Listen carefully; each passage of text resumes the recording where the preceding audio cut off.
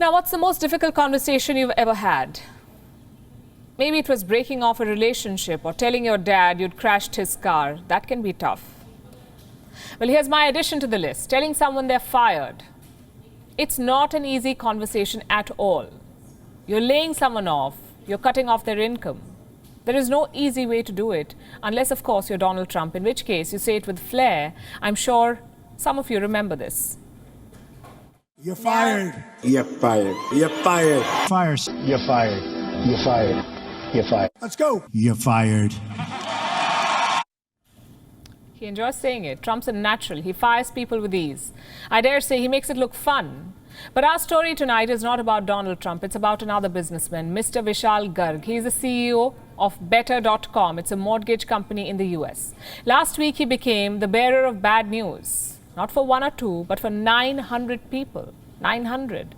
Vishal Garg joined a Zoom call with 900 of his colleagues. And his brief was quite simple. Fire them all. This is the second time in my career I'm doing this, and I do not want to do this. The last time I did it, I cried.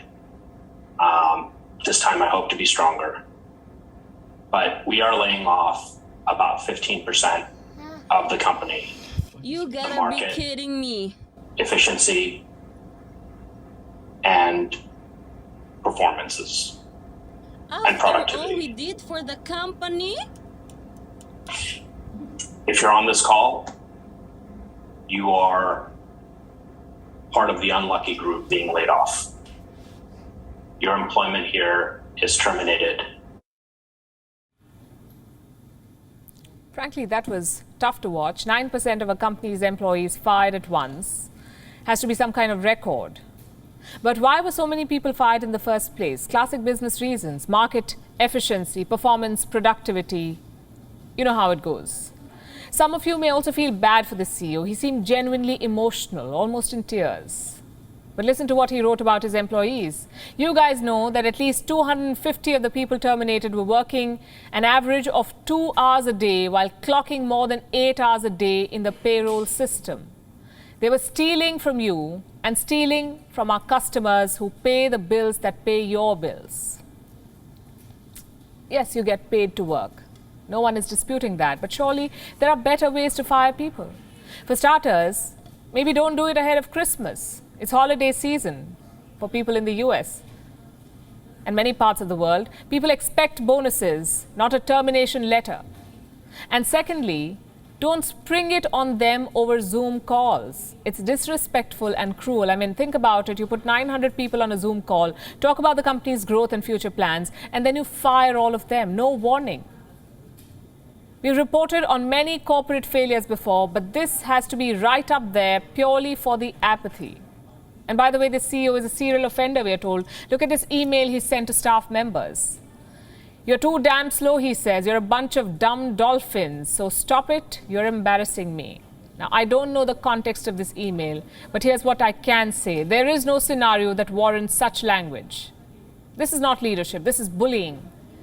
I understand that firing someone is difficult, but that's no excuse to be rude. So here's a crash course. First of all, it should not be a surprise. The employee must know it's coming. And this could be a warning or a performance review, anything but a surprise Zoom call with 900 others. That's the worst way to do it. Secondly, don't beat around the bush. Don't try small talks. Nothing you say will make the person feel better, so don't try. And finally, embrace the difficult task. Firing someone is never easy. So don't expect a seamless conversation. There will be emotions, maybe a few tears or acrimony, but you have to be ready to handle it. And at the end of the day, it's all about empathy, not something companies are really known for. Take Better.com, for instance. We come back to them. 900 of their employees were fired. Yet reports say the CEO's trusted few got millions in stock options. How does that happen? Did the bottom line suddenly become better? This rot runs deep in the corporate sector. Employees are treated like cattle. The internet has exposed some of the mistreatment, but there's a long way to go. Change must flow from the boardrooms, from the shareholders.